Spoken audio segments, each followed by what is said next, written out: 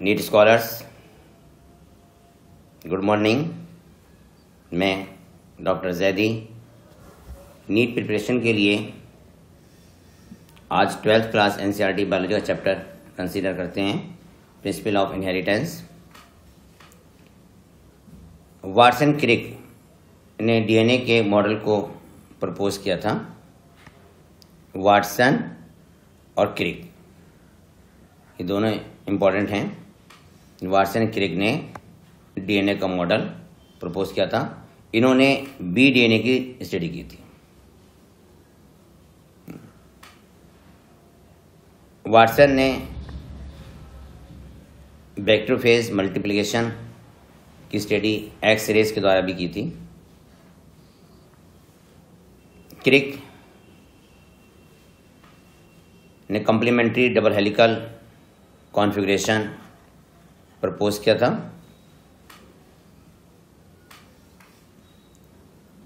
इन्होंने X ray diffraction method के द्वारा प्रोटीन्स, पॉलीपेप्टाइड्स की स्टडी की। वाटसन क्रिक का बी डीएनए मॉडल फेमस है। नेक्स्ट पेज पा जाइए आप। Principle of inheritance and variation. Father of genetics Gregor John Mendel हैं। Father of modern genetics Bateson है। मेंडल ऑस्ट्रिया कंट्री के रहने वाले थे। सिटी का नाम बर्न सिटी के रहने वाले थे ये। इनके विलेज का नाम था हेजेनड्रॉफ। इन्होंने जेनेटिक लॉ को एक मैथमेटिकल रेशियो में रिप्रेजेंट किया था। मेंडल ने वर्क किया था पाइसम सेराइवम में, और मेंडल का हाइब्रिडाइजेशन एक्सपेरिमेंट पाइसम सेराइवम प्लांट पर थे। 19th सेंचुरी में मेंडल ने जेनेटिक लॉ प्रपोज किए थे। हाइब्रिडाइजेशन एक्सपेरिमेंट उन्होंने गार्डन पी पे किया था, और लॉ ऑफ इनहेरिटेंस प्रपोज किए थे। मेंडल ने वैसे तो 3 लॉ दिए थे, law of dominance, law of segregation, law of independent assortment. लेकिन ये क्वेश्चन आता है कि मेंडल ने कितने लॉ दिए थे, तो मेंडल ने सिर्फ 2 लॉ दिए थे, law of segregation and law of independent assortment. Law of dominance एक डेफिनेशन है जिसमें उन्होंने एक्सप्लेन किया है कि डोमिनेंट किसे कहते हैं और रिसेसिव किसे कहते हैं। स्क्रीन पे जो पैराग्राफ दिखाई दे रहा है, लास्ट पैराग्राफ में देखिए आप। Mendel selected 14 true breeding P plant varieties. Mendel ने 14 ट्रू ब्रीडिंग प्लांट वेराइटीज पर वर्क किया था।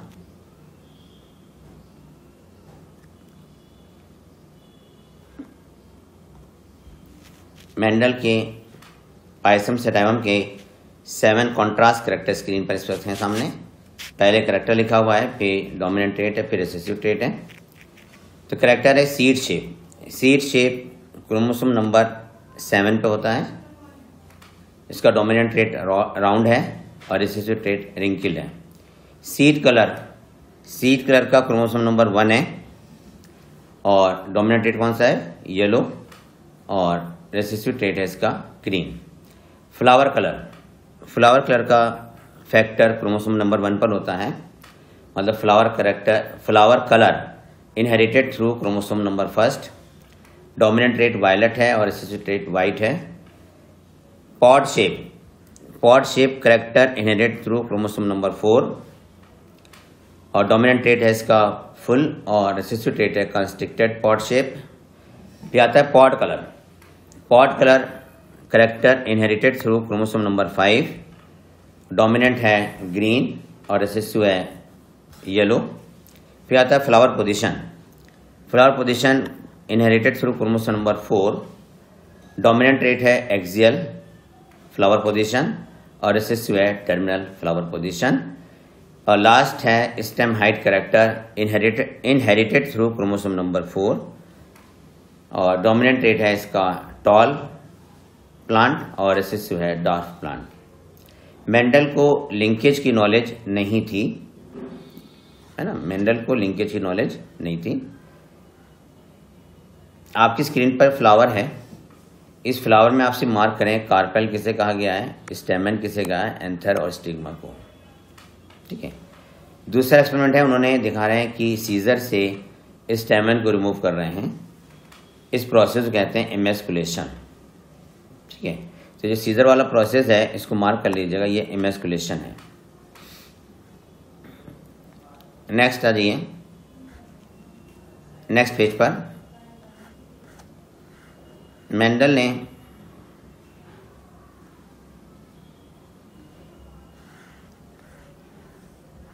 नेक्स्ट पेज पर जाइए, पहला लॉ ये दिया था उन्होंने, law of dominance.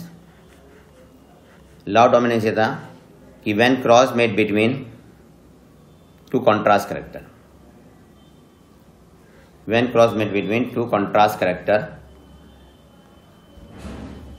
Then phenotype of the F1 generation will be dominant and hidden phenotype of the F1 generation is recessive। अगर हम दो कॉन्ट्रास्ट कैरेक्टर बीच में क्रॉस कराते हैं तो जो फर्स्ट जनरेशन में आता है, जो हाइब्रिड होता है, उसका फिनोटाइप डोमिनेंट होता है, और जो हाइब्रिड में हिडन हो जाता है उसका फिनोटाइप रिसेसिव होता है। आपकी स्क्रीन पर है, टॉल प्लांट का क्रॉस उन्होंने डार्क प्लांट से कराया, तो F1 जनरेशन में टॉल प्लांट आए। तो ये टॉल क्या हो गए, टॉल हो गया डोमिनेंट कैरेक्टर और डार्क हो गया रिसेसिव कैरेक्टर। ठीक है, देखिए होमोजाइगस रेड फ्लावर का क्रॉस होमोजाइगस वाइट फ्लावर से कराया उन्होंने।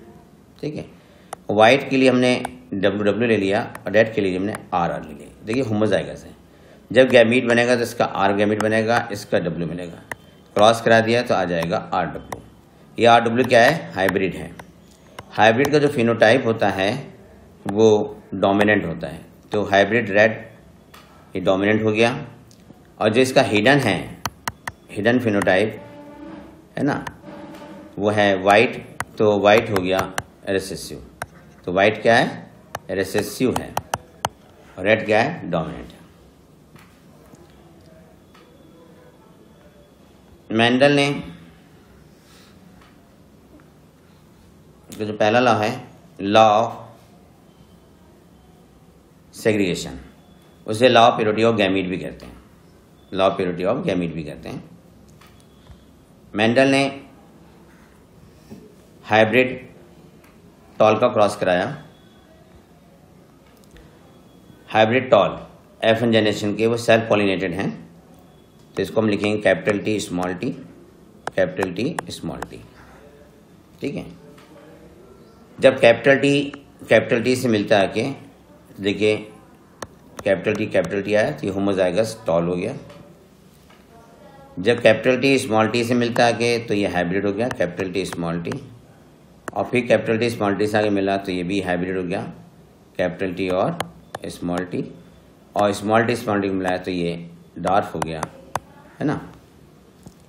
देखिए यहाँ पे 3 टॉल हैं, 1 डार्फ है, तो रेशियो क्या फिनोटाइपिक 3:1, और जीनोटाइपिक में क्या हुआ, देखिए टॉल 1 और capital T small t 2, small t 1। ठीक है, मैं दूसरे प्लांट में क्रॉस करके दिखाता हूँ आपको। जैसे हाइब्रिड रेड फ्लावर है, ये कैसा है, हाइब्रिड है, इधर भी हम हाइब्रिड लिख रहे हैं। हाइब्रिड रेड फ्लावर को हमने सेल्फ पॉलिनेट कराया, तो जिसका जीनोटाइप है RW। जब गैमीट बनते हैं, देखिए वैसे तो प्लांट में डोमिनेंट और रिसेसिव फैक्टर दोनों एक साथ रहते हैं लंबे समय तक, R डोमिनेंट फैक्टर है, W recessive factor, but at the time of gamete formation, है ना, dominant and recessive factor get segregate, इसे कहते हैं law of segregation. Gamete formation के समय है ना, डोमिनेंट और रिसेसिव फैक्टर सेग्रीगेट हो जाते हैं, इसे कहते हैं law of segregation. Gamete carry either dominant और रिसेसिव फैक्टर, गैमीट में या तो डोमिनेंट फैक्टर या रिसेसिव फैक्टर, इसे कहते हैं प्योरिटी ऑफ गैमीट। तो इसलिए इसे लॉ को प्योरिटी ऑफ गैमीट भी कहा जाता है ना। देखिए अब यहाँ पे आर आर से मिला तो ये आ गया होमोजाइगस, ये रेड फ्लावर होगा, ये होमोजाइगस है। ठीक है, क्या है ये होमोजाइगस, आप नोट कर लीजिएगा इसको, ये होमोजाइगस है। ठीक है, जब आर मिला इससे डब्ल्यू से, है ना, जब आर मिलता है डब्ल्यू से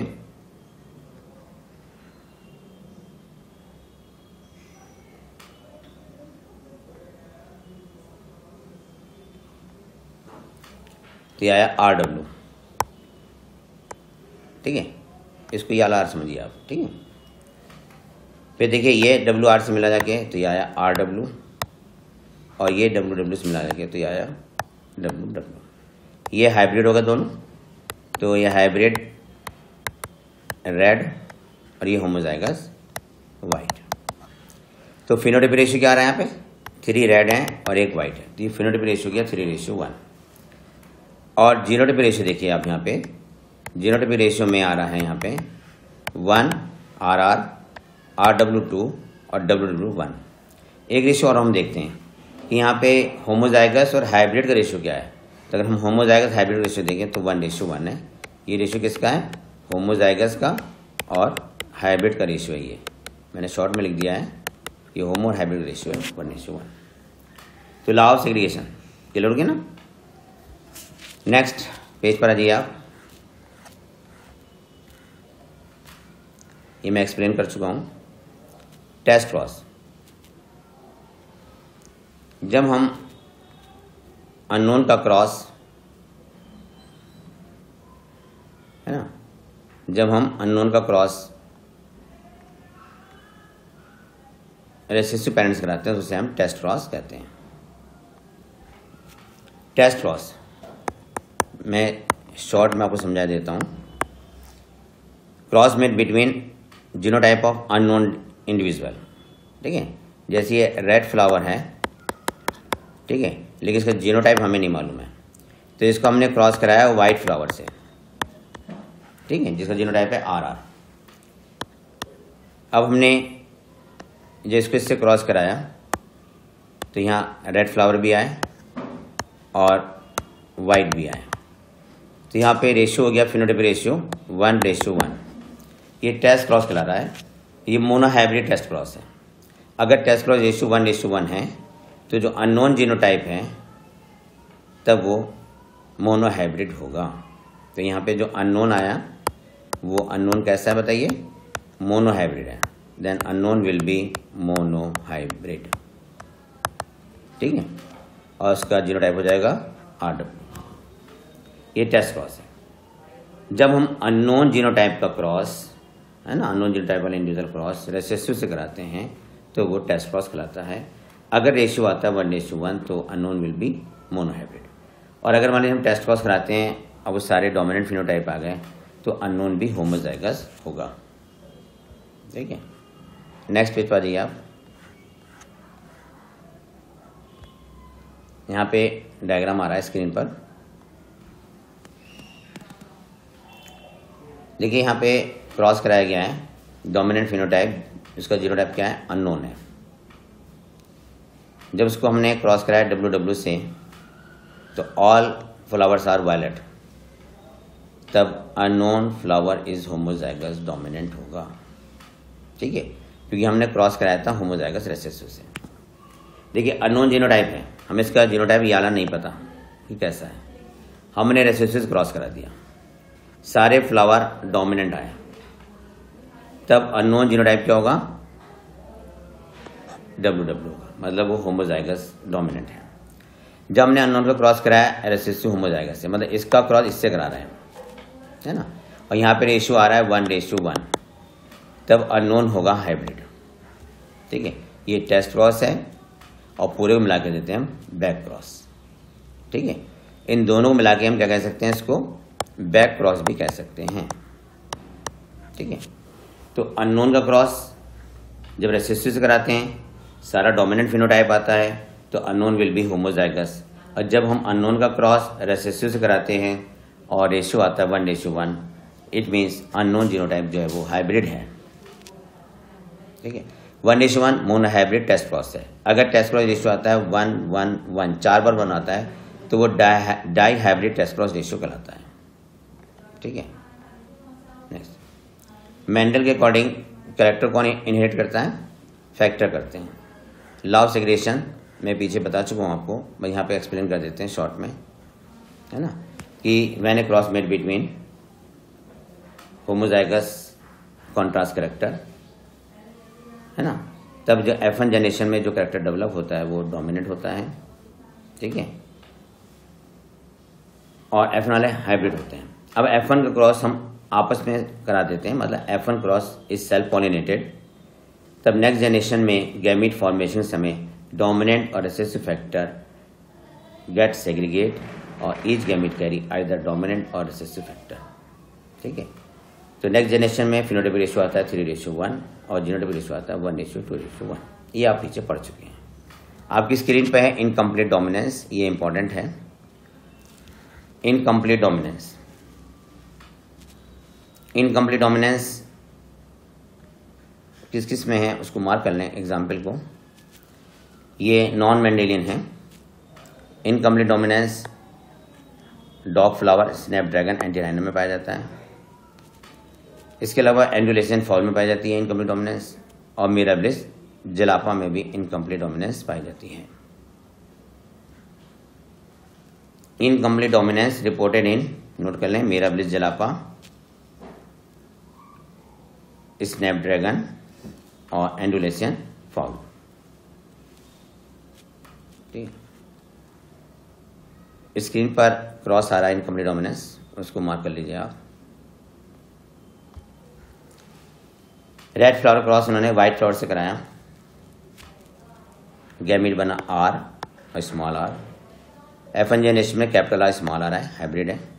F2 जनरेशन जब क्रॉस कराई, मतलब F1 जनरेशन सेल्फ पॉलिनेटेड, तो फिनोटाइपिक रेशियो आया रेड, पिंक, व्हाइट। ये इनकम्प्लीट डोमिनेंस को शो कर रहा है पिंक फ्लावर। जीनोटाइपिक रेशियो भी आया 1:2:1। तो देखिए यहाँ पर फिनोटाइपिक जीनोटाइपिक रेशियो दोनों सेम है, दैट इज 1:2:1, ठीक है। नेक्स्ट टॉपिक पर आ जाइए आप।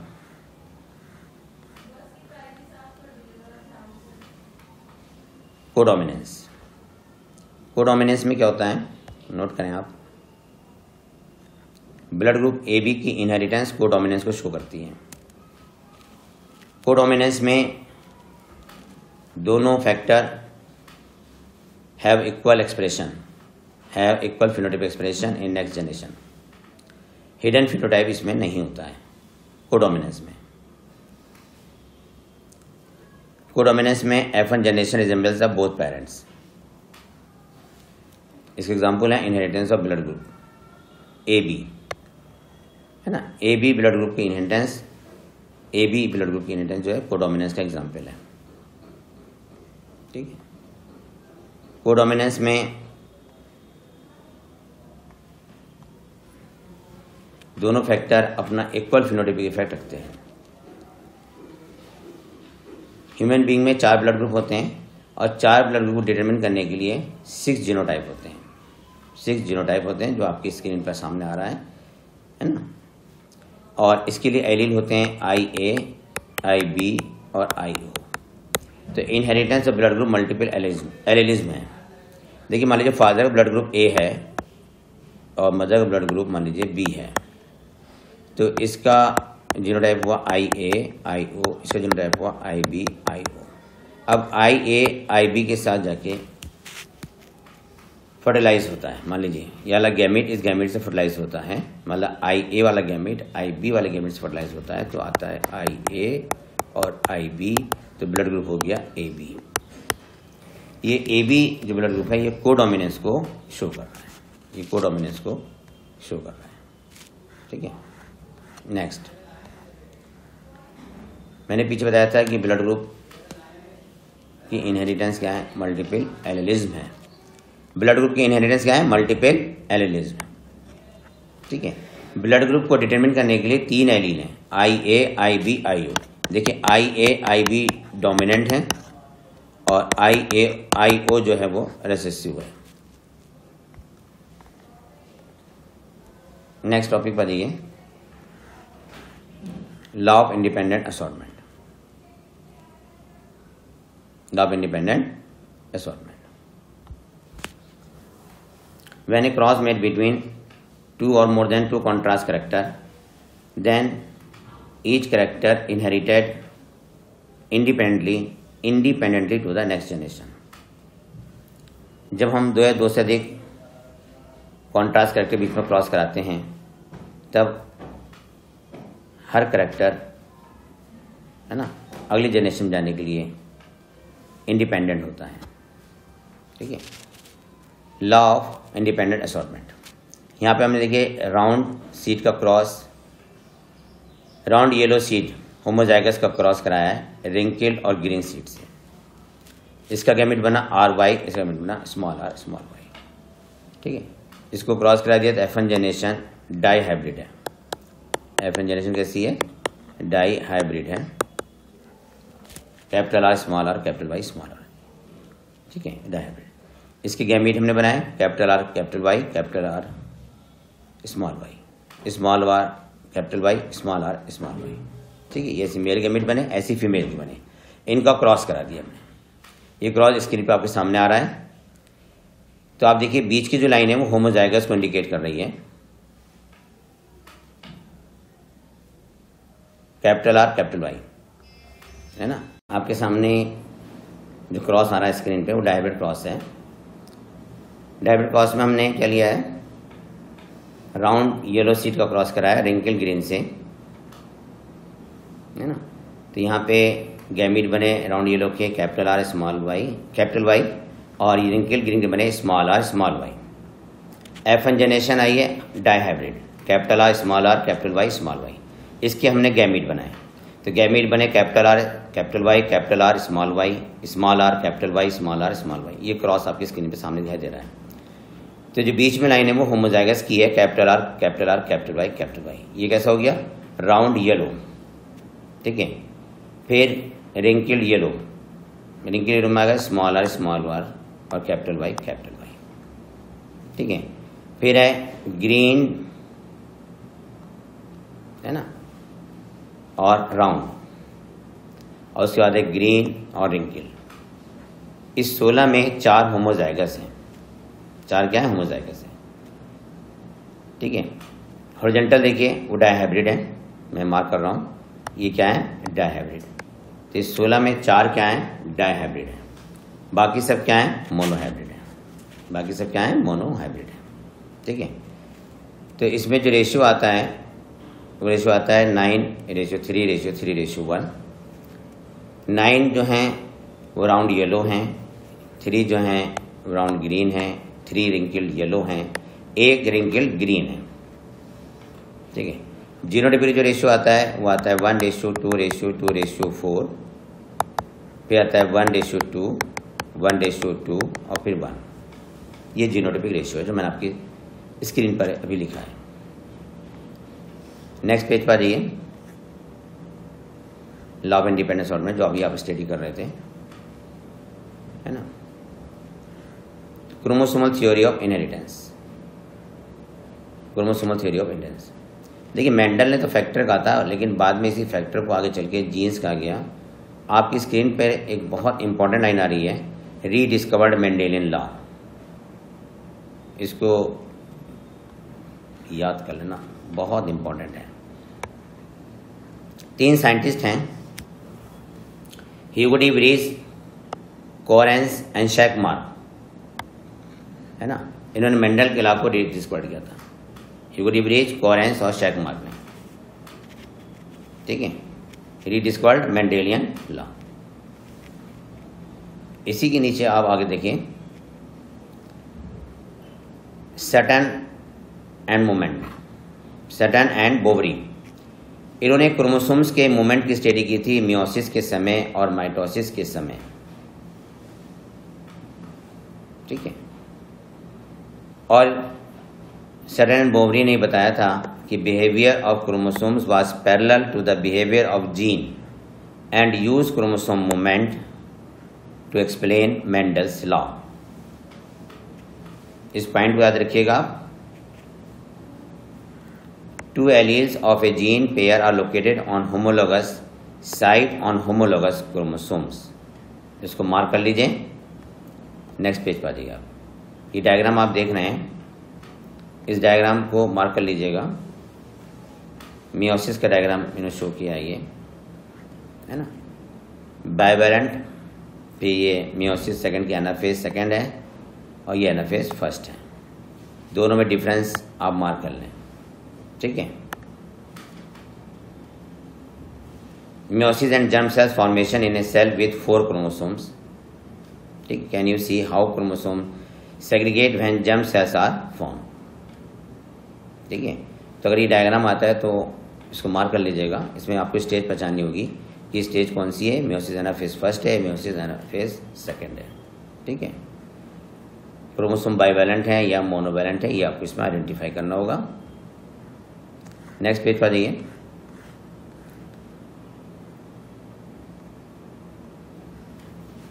कंपेरिजन है between the behaviour of chromosome and gene. तो ए और बी लिखा है, ए जीन है और बी क्या है, क्रोमोसोम्स हैं। ए को हमने जीन रिप्रेजेंट किया है और बी को क्रोमोसोम्स, ठीक है। बी क्या है, chromosome. Gene occur in pair, chromosome भी अकर इन पेयर। जीन में आपने लिखा है segregate eight the time of gamete formation such that only one of each pair is transmitted to a gamete। उधर लिखा है segregate at gamete formation and only one of each pair is transmitted to a gamete। इधर लिखा है independent pair segregate independently of each other। उधर लिखा one pair segregate independently of another pair, ठीक है। नेक्स्ट आ जाइए। ये डायग्राम आपके सामने आ रहा है इंडिपेंडेंट असॉर्टमेंट ऑफ क्रोमोसोम्स का, है ना। तो इसमें आपको जो मार्क करना है, मियोसिस की फर्स्ट एनाफेज है, फिर मियोसिस सेकेंड, फिर जर्म सेल्स, है ना। जो मैंने मार्क किया उसको आप थोड़ा सा स्टडी कर लीजिएगा।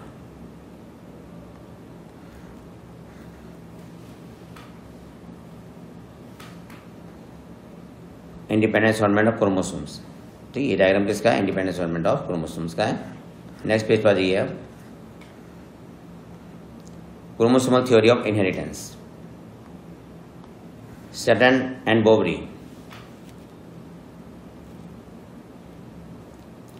सटन बोवरी ने chromosomal theory of inheritance propose की थी। मॉर्गन ने ड्रोसोफिला पर वर्क किया था,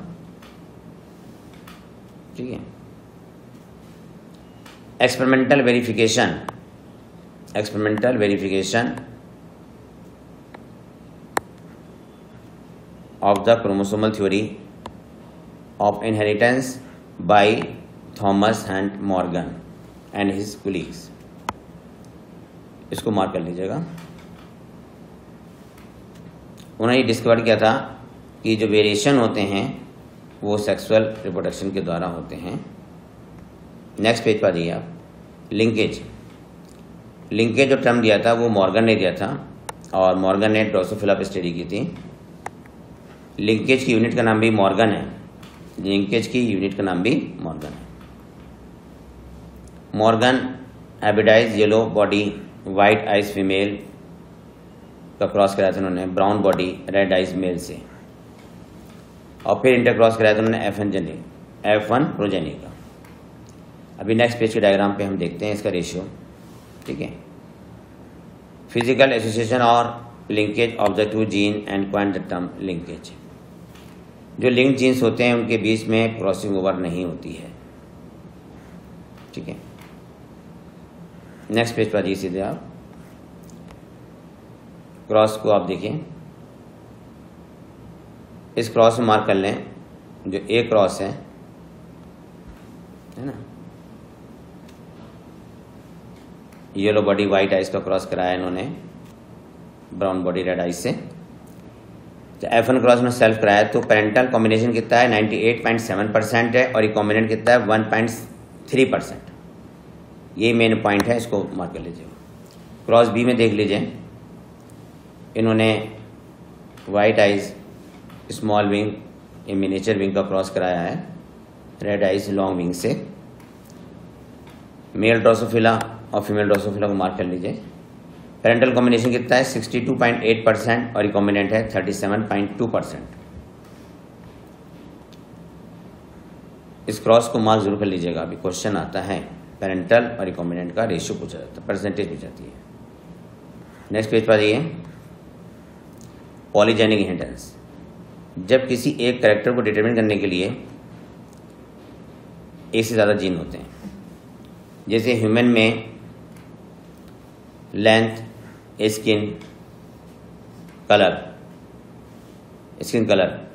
को डिटरमिन करने के लिए एक से ज़्यादा जीन है,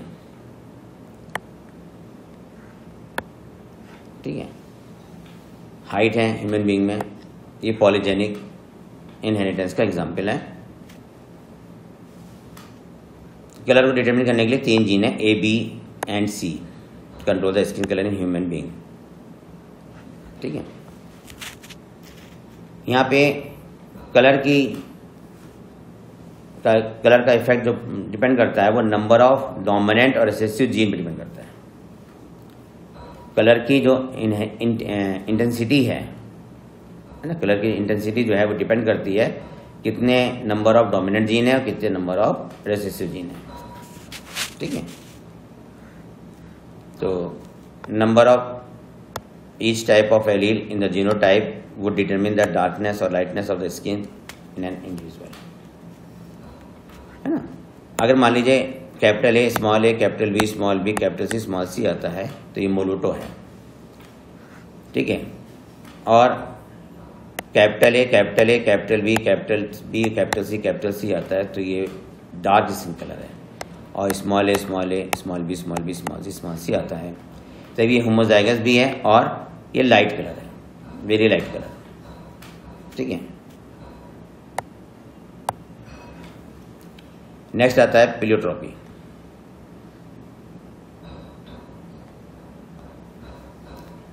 प्लियोट्रॉपी में आइए, इसमें single gene can exhibit multiple phenotypic expression.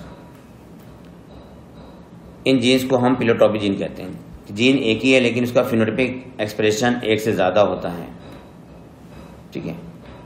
फेनाइलकीटोनुरिया disease में जो कि ह्यूमन बींग्स में होती है, this disease caused by the mutation the genes that codes for the enzymes phenyl alanine hydroxylase. Single gene mutation है ये, ठीक है। तो इसका फिनोटाइपिक एक्सप्रेशन तो है ही, phenotypic expression caused characterized by the mental retardation and reduction in hair and skin pigmentation, ठीक है। इसको अंडरलाइन कर लीजिए। तो प्लियोट्रॉपी मार्क कर लीजिए, इंपॉर्टेंट है ये। Single gene can exhibit multiple phenotypic expression. Phenylketonuria इसका एग्जाम्पल है प्लियोट्रॉपी जीन का। मेंटल रिटार्डेशन है, हेयर का रिडक्शन हो जाता है और स्किन पिगमेंटेशन। नेक्स्ट है सेक्स डिटर्मिनेशन। सेक्स डिटर्मिनेशन में हैंकिंग ने एक्स बॉडी को रिपोर्ट किया था, ठीक है। नेक्स्ट आ जाइए,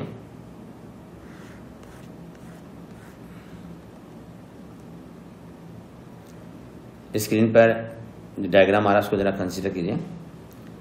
ह्यूमन बीइंग में जो सेक्स डिटर्मिनेशन है वो एक्स एक्स एक्स वाई है, एक्स एक्स फीमेल है, एक्स वाई मेल है। इंसेक्ट ड्रोसोफिला में एक्स एक्स फीमेल है और एक्स वाई मेल है। बर्ड्स में सेक्स डिटर्मिनेशन जेड जेड और जेड डब्ल्यू है, ठीक है। नेक्स्ट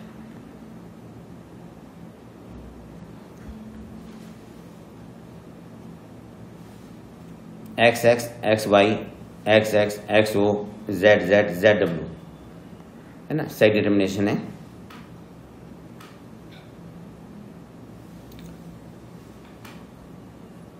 पहले हम ह्यूमन बीइंग का देख लेते हैं। देखिए फीमेल होमोगेमेटिक है, ह्यूमन वुमेन होमोगेमेटिक है, मैन हेट्रोगेमेटिक है। मैन दो तरह के स्पर्म प्रोड्यूस करता है, 50% स्पर्म में एक्स सेक्स क्रोमोसोम्स होता है और 50% स्पर्म में वाई सेक्स क्रोमोसोम होता है। जब वाई स्पर्म एग को फर्टिलाइज करता है तो बॉय प्रोड्यूस होता है, बॉय बनता है, और जब एक्स स्पर्म एग को फर्टिलाइज करता है तो, है ना, एक्स स्पर्म एग को फर्टिलाइज करेगा तो फीमेल मतलब डॉटर पैदा होगी। सेम ड्रोसोफिला में है कि फीमेल होमोगेमेटिक है और एक ही तरह के एग प्रोड्यूस करती है, एक्स टाइप के। मेल हेट्रोगेमेटिक है और वो दो तरह के स्पर्म प्रोड्यूस करता है, एक्स और वाई, जबकि दोनों का रेशियो 1:1 है। वाई स्पर्म जो एग को फर्टिलाइज करेगा तो मेल ड्रोसोफिला, और जब एक्स फर्टिलाइज करेगा तो फीमेल ड्रोसोफिला। बर्ड्स में फीमेल हेट्रोगेमेटिक है, ZW। 50% एग में Z सेक्स क्रोमोसोम्स है, 50% एग में W सेक्स क्रोमोसोम्स है। और मेल बर्ड होमोगेमेटिक है और Z तरह के स्पर्म प्रोड्यूस करती है। जब स्पर्म Z एग को फर्टिलाइज करता है तो मेल बर्ड्स प्रोड्यूस होगी, और जब स्पर्म W, है ना, एग सेल को फर्टिलाइज करता है तो फीमेल बर्ड प्रोड्यूस होगी। ठीक है। ग्रास हॉपर में सेक्स डिटर्मिनेशन होता है, XO टाइप का होता है, XXXO टाइप का होता है। मेल में केवल एक ही एक्स सेक्स क्रोमोसोम्स है ना, और दूसरा एब्सेंट होता है, जबकि फीमेल में एक्स का पेयर होता है। तो ग्रास हॉपर में कैसा है, XXXO टाइप का है। ठीक है। नेक्स्ट आ जाइए, XXXO टाइप का सेक्स डिटर्मिनेशन कॉकरोच में भी है, और XX-XY का सेक्स डिटर्मिनेशन ड्रोसोफिला में है। ठीक है, मैं नीचे लिखे दे रहा हूं। देखिए XX-XY ये तो ड्रोसोफिला का है। ठीक है, और दूसरा कौन सा बताया था आपने, XX-XO, ये ग्रास हॉपर का है। ठीक है, शॉर्ट में लिख दिया मैंने, ग्रास हॉपर या कॉकरोच। ठीक, नेक्स्ट पेज पर जाइए आप। याद रखना ये XXO ग्रास हॉपर और कॉकरोच। फीमेल हेट्रोगेमेटिक किस में जाती है, बर्ड्स में, जो आप पीछे पढ़ चुके हैं। सेक्स डिटर्मिनेशन ह्यूमन बीइंग आपने पढ़ रखा है, 1:1 आता है। सेक्स डिटर्मिनेशन हनी बी में देखिए, हनी बी में क्वीन 2N होती है, और जो ड्रोन होता है वो N होता है। तो क्वीन ने मियोसिस के द्वारा एग प्रोड्यूस किए। एग में क्रोमोसोम कितने होते हैं, 16 होते हैं। ठीक है, एग फर्टिलाइज हो गया। अगर एग फर्टिलाइज होता है तो इससे फीमेल डेवलप होता है, फीमेल लार्वा। अगर फीमेल लार्वा ने रॉयल जेली खाई तो क्वीन, और अगर उसने पॉलन ब्रेड खाई तो स्टेराइल वर्कर। और जो ड्रोन होता है वो अनफर्टिलाइज एग से डेवलप होता है, वो मेल होता है। और मेल में जब गैमीट का फॉर्मेशन होता है तो मियोसिस नहीं होती, माइटोसिस होती है। ठीक है, male develop from unfertilise egg. ये पार्थिनोजेनेसिस है। ये क्या है, पार्थिनोजेनेसिस।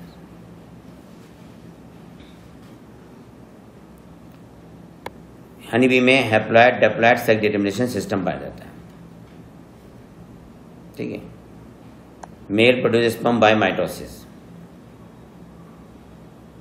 और मेल में do not have father and thus can not have son, but have grandfather and can have grand son. ये ड्रोन के लिए कहा गया है।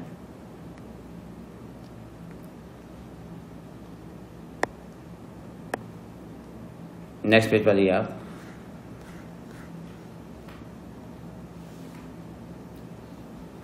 आप आपकी स्क्रीन पे सेक्स डिटर्मिनेशन हनीबी का पूरा डायग्राम आ रहा है। आपने देखा कि मेल में माइटोसिस के द्वारा, है ना, स्पर्म बनते हैं। ठीक है। फर्टिलाइज एग से फीमेल लार्वा बनता है। अगर फीमेल लार्वा ने रॉयल जेली खाई तो क्वीन, पॉलन ब्रेड खाई तो स्टेराइल वर्कर। ठीक है। अनफर्टिलाइज एग से कौन बनता है? ड्रोन बनता है। इसे कहते हैं पार्थिनोजेनेसिस। नेक्स्ट आती है म्यूटेशन।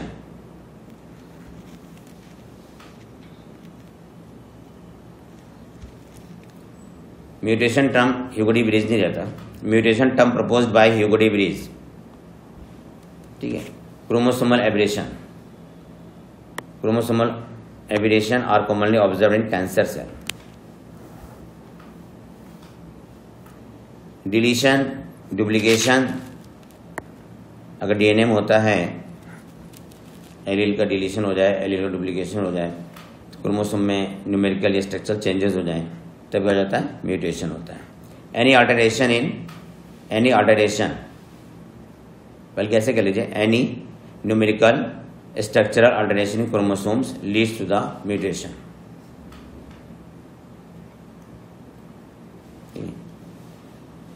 म्यूटेशन को डिसकंटिन्यूअस वेरिएशन भी कहते हैं। जब जीन में म्यूटेशन होता है या सिंगल बेस पेयर में म्यूटेशन होता है तो उसे पॉइंट म्यूटेशन या जीन म्यूटेशन कहते हैं। सिकल सेल एनीमिया इसका एग्जाम्पल है जीन म्यूटेशन का। डिलीशन या इंसर्शन से, न्यूक्लियोटाइड के डिलीशन या इंसर्शन से फ्रेम शिफ्ट म्यूटेशन होता है। Frame shift mutation caused by insertion and deletion of nucleotide. Mutations physical भी हैं, केमिकल भी हैं, आयोनाइजिंग भी हैं और नॉन आयोनाइजिंग रेडिएशन से भी म्यूटेशन होता है। पेडिग्री मान लीजिए आप। पेडिग्री आपकी स्क्रीन के सामने आ रही है। ठीक है। इसमें इसको याद कर लीजिएगा, लेकिन जो मैंने मार्क किया है उसको थोड़ा ध्यान से स्टडी कर लीजिएगा। नेक्स्ट, जेनेटिक डिसऑर्डर में pedigree analysis.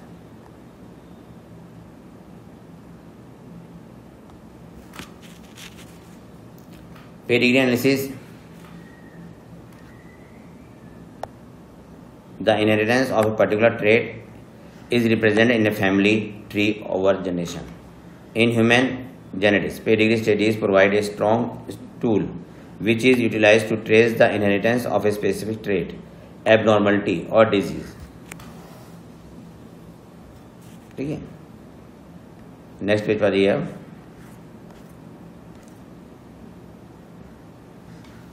DNA is the carrier of genetic information. Any alteration in DNA leads to the mutation. Mendelian disorder जानते हैं आप हैं, सिस्टिक फाइब्रोसिस है, सिकल सेल एनीमिया है, हीमोफीलिया है, फेनिलकेटोनुरिया है, थैलेसीमिया है। नेक्स्ट, पेडिग्री पर आती है आप सीधे। पेडिग्री में देखिए आप, जो पहली वाली है वो ऑटोसोमल डोमिनेंट है, जो बाद वाली है वो ऑटोसोमल रिसेसिव है। देखिए पेरेंट्स में नहीं है, चाइल्ड में आ रही है, पेरेंट्स में नहीं है, चाइल्ड में आ रही है, तो ये है ऑटोसोमल रिसेसिव। पेरेंट्स में भी ये चाइल्ड में आ रही है, ऑटोसोमल डोमिनेंट। ऑटोसोमल डोमिनेंट का एग्जाम्पल कौन सा है? मायोटोनिक डिस्ट्रॉफी, याद कर लीजिएगा ये मायोटोनिक डिस्ट्रॉफी। ऑटोसोमल के कई एग्जाम्पल हैं, उसमें से एक सिकल सेल एनीमिया भी है। कलर ब्लाइंडनेस, देखिए इसमें मैं आपको चैप्टर नहीं पढ़ा रहा हूँ, इसे मार्क कर रहा हूँ डिटेल स्टडी के लिए। जिन आपको मेरी दूसरी वीडियो देखनी पड़ेगी जिसमें मैंने इसको एक्सप्लेन किया है, काफ़ी डिटेल में एक्सप्लेन किया है। यहाँ से हम चैप्टर को अंडरलाइन कर रहे हैं। Colour blindness x sex linked recessive disorder है। ठीक है। इसमें रेड ग्रीन, है ना, आई कोन का डिफेक्ट होता है। Failure to discriminate between the red and green colour.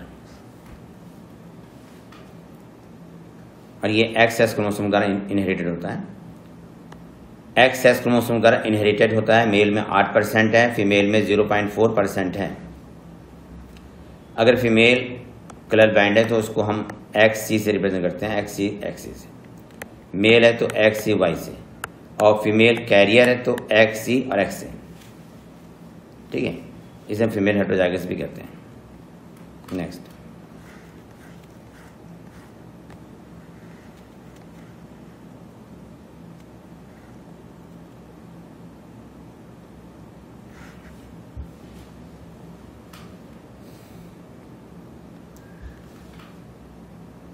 mother is non herself colorblind because the gene is recessive.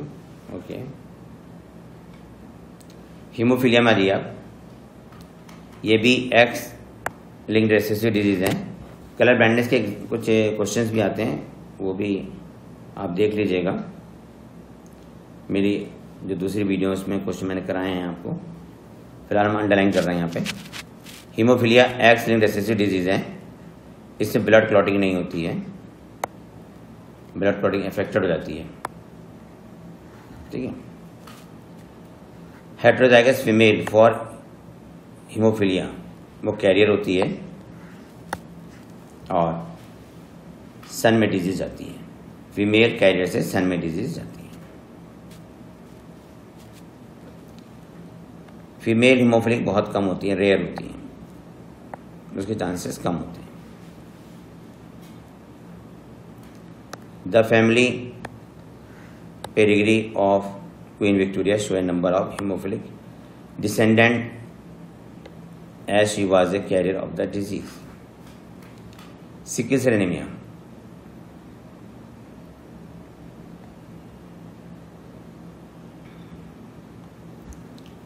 Sickle cell anaemia natural adaptation है, इनकम्प्लीट डोमिनेंस है, कोडोमिनेंस है, लीथल जीन इंटरेक्शन है ना। Falciparum malignant malaria से बचने के लिए sickle cell anaemia develop होता है। ये एग्जाम्पल है नेचुरल सिलेक्शन का। ठीक है, इसमें आरबीसी सिकल शेप हो गई थी। बीटा चेन का जो 6 अमीनो एसिड है ग्लूटामेट, वो ट्रांसवर्जन म्यूटेशन के द्वारा वैलिन में चेंज हो गया था और आरबीसी बाइकॉन्केव सिकल शेप हो गई। जब आरबीसी सिकल शेप हो गई तो वो ऑक्सीजन कैरी नहीं करती है। ऐसे पर्सन जो हेटेरोजाइगस होते हैं उन्हें फीमेल मॉस्किटो बाइट नहीं करती, उन्हें कभी मलेरिया नहीं होता है। सिकल सेल एनीमिया की जो इनहेरिटेंस है वो मेंडेलियन इनहेरिटेंस है। ये HBA जीन का कोडॉन है, GAG, उसके सामने आएगा CTC, मैसेंजर आने पे आएगा GAG, और मैसेंजर आने के GAG कोडॉन ग्लूटामेट के लिए होता है। तो 6 पोजीशन पे ग्लूटामिक एसिड है। जब म्यूटेशन हो जाता है तो जो GAG था वो चेंज हो गया GTG में। जब GTG बना तो उसके सामने आ गया CAC, उससे जो मैसेंजर आने बना उसमें आया GUG, और GUG से बना वैलिन। ठीक है, तो ग्लूटामेट चेंज किससे हो गया? वैलिन से, और आरबीसी सिकल शेप हो गई। जब आरबीसी सिकल शेप हो जाती है ना, तब वो हीमोग्लोबिन को कैरी, तब वो ऑक्सीजन कैरी नहीं करती है। हेटेरोजाइगस जो पर्सन होते हैं उसमें आरबीसी दोनों तरह की होती है। आरबीसी बाइकॉन्केव भी होती है, सिकल शेप भी होती है, मगर उन्हें female mosquito, female Anopheles bite नहीं करते, जिससे उन्हें कभी भी सिकल सेल एनीमिया नहीं होता है। सिकल सेल एनीमिया बड़ा इंपॉर्टेंट है, इसको मार्क कर लीजिएगा। ग्लूटामेट किस चेंज हो गया था? वैलिन से, याद रखिएगा। चेन कौन सी थी? Beta chain.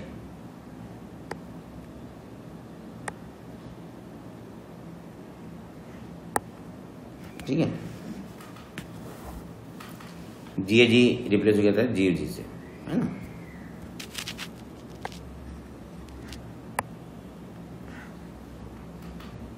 Mutant haemoglobin molecules undergoes polymerisation under the low oxygen tension causing the change in the shape of RBC from biconcave disc to elongated sickle like structure. ये line बड़ी important है, इसको मैंने माना।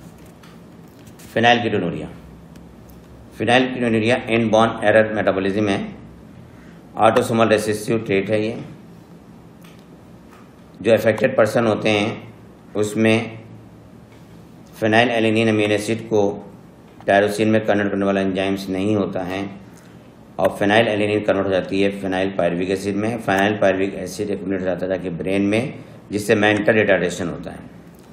Phenyl pyruvic acid urine के साथ भी excrete हो जाता है, जो कि किडनी में इसका पुअर एब्जॉर्प्शन होता है। थैलेसीमिया, थैलेसीमिया ये autosomal linked recessive blood disease है, transmitted from parent to the offspring. when both partners are unaffected carrier for the gene और heterozygous। ये म्यूटेशन से हुआ है या डिलीशन से। दो तरह का थैलेसीमिया होता है, अल्फा थैलेसीमिया और beta thalassemia. Alpha thalassemia production of alpha globin chain is affected, while in beta thalassemia production of beta globin chain is affected.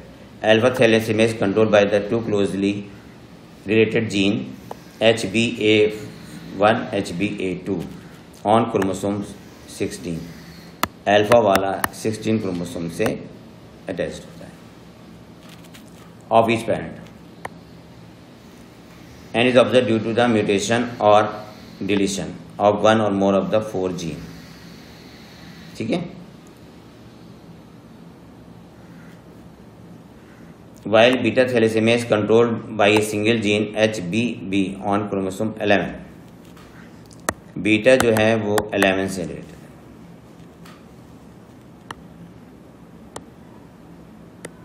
ठीक है, due to mutation. Thalassemia differ from the sickle cell anaemia. Thalassemia differ from the sickle cell anaemia. Thalassemia quantitative है, ठीक है। Thalassemia कैसी है? Quantitative है। Thalassemia is quantitative और sickle cell anaemia qualitative. Next, chromosome disorder.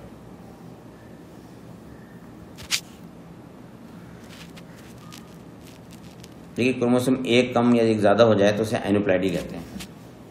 और 2n-1, 2n+1, 2n-2, 2n-1-1, ये 2n+1+1 ये सब क्या है? एनुप्लॉइडी है। 2n+1 ट्राइसोमी कहलाता है। 2n+1 क्या कहलाता है? ये ट्राइसोमी कहलाता है। और 2n-1 ये कहलाता है मोनोसोमी। ट्राइसोमी डाउन सिंड्रोम है और मोनोसोमी आपका टर्नर सिंड्रोम है। पॉलीप्लैटी मतलब होता है कि 3n, 4n, 5n ये पॉलीप्लैटी लगता है। पॉलीप्लैटी प्लांट्स में ज़्यादा होती है। ह्यूमन में क्रोमोसोम 46 हैं, 23 पेयर हैं, जिसमें 22 पेयर ऑटोसोम के, एक पेयर जो होता है वो सेक्स क्रोमोसोम्स का होता है। नेक्स्ट पेज पर सीधे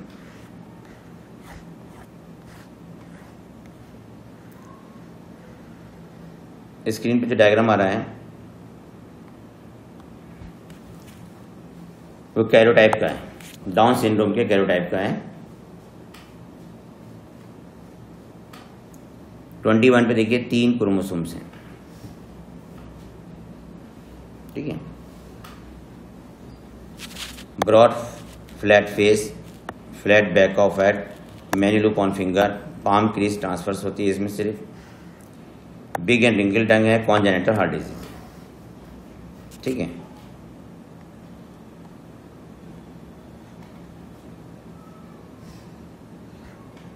साइड में डायग्राम जो दिए हैं वो टर्नर सिंड्रोम और क्लाइनफेल्टर सिंड्रोम का दिया है। डाउन सिंड्रोम को मंगोलियन एवडाइसी भी कहते हैं। डाउन सिंड्रोम को मंगोलियन एवडाइसी भी कहते हैं।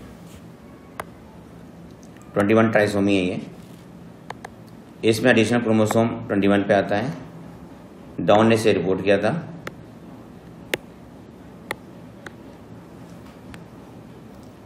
देखिए, शॉर्ट स्ट्रेचर है इसमें, स्मॉल राउंड हेड है, फॉरवर्ड टंग है, पार्शियली ओपन माउथ है, प्रोट्रूडेड टंग है, पाम इज ब्रॉड और पाम में केवल ट्रांसफर क्रीज होती है physical psychomotor mental, physical psychomotor mental इसके ये मेन कैरेक्टर हैं।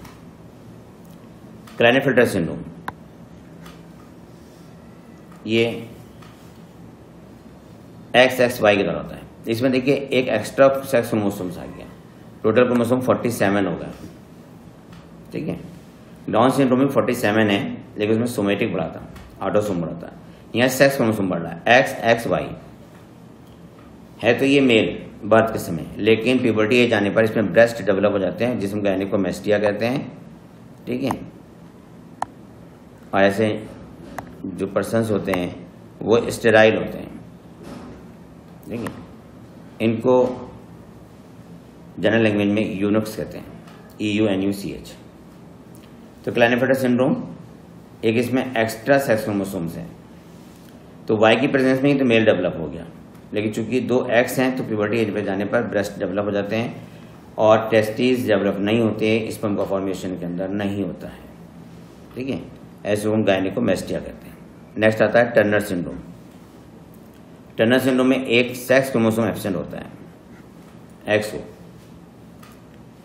ऐसी फीमेल में बार बॉडी नहीं मिलेगी, ठीक है। और क्लाइनेफिल्टर सिंड्रोम में जो मैन होते हैं उनमें एक बार बॉडी होती है। अगर man with single Barr body Klinefelter, वो man without Barr body Turner syndrome.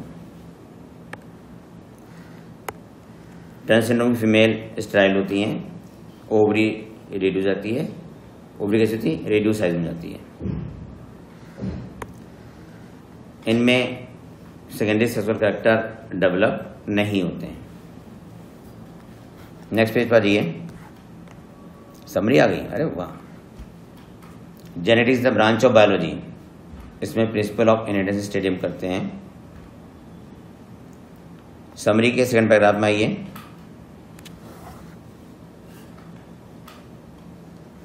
Punnett square, उसमें पढ़ते हैं आप, मेंडल से पुनेट स्क्वायर आता है। फिर क्रोमोसोमल थ्योरी है, मार्क करते रहिए। अब आगे आ जाइए लास्ट में। Mutation is defined as change in the genetic material. A point mutation is a change of a single base pair in DNA। Sickle cell anaemia किस एग्जाम्पल है, पॉइंट म्यूटेशन का। नेक्स्ट पेज पर जाइए। Down syndrome दिया उन्होंने, Turner syndrome को, उसके बाद क्लाइनेफिल्टर सिंड्रोम को। मैं बैट्सन पुनेट का पुनेट स्क्वायर बना देता हूँ, एक आपके सामने एक पुनेट स्क्वायर बना देता हूँ। देखिए हमने हाइब्रिड रेड फ्लावर का क्रॉस है ना कराया, सेल्फ पॉलिनेटेड है, ठीक है। तो हाइब्रिड रेड का जो गैमीट बनेगा वो बनेगा R और W।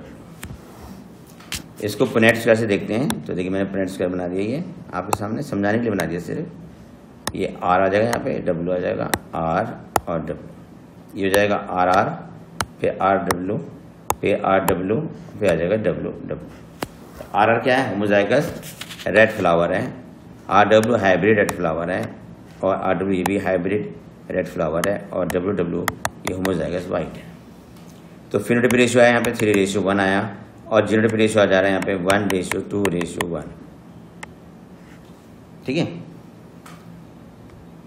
ये पुनेट स्क्वायर था, ये चैप्टर कंप्लीट हो गया आपका यहाँ पे, ठीक है। Allylic inter allylic gene interaction, allylic या इंट्रा एलिलिक जीन इंटरेक्शन का एग्जाम्पल याद कर लें। Incomplete dominance, codominance, lethal gene interaction, multiple allelism. Non allelic gene interaction है या इंट्रा एलिलिक इंटरेक्शन के एग्जाम्पल हैं इपिस्टेसिस। कॉम्प्लीमेंट्री जीन इंटरेक्शन जिसका रेशियो आता है 9:7। सप्लीमेंट्री जीन इंटरेक्शन जिसका रेशियो आता है 9:3:4। कोलेबोरेटरी या सिंपल जीन इंटरेक्शन कहते हैं इसको, 9:3:1 आता है इसका रेशियो। और quantitative pleiotropy gene interaction non allelic gene interaction का एग्जाम्पल है। डिटेल में आपको दूसरी जो मेरी वीडियोस हैं उसमें बताऊंगा मैं।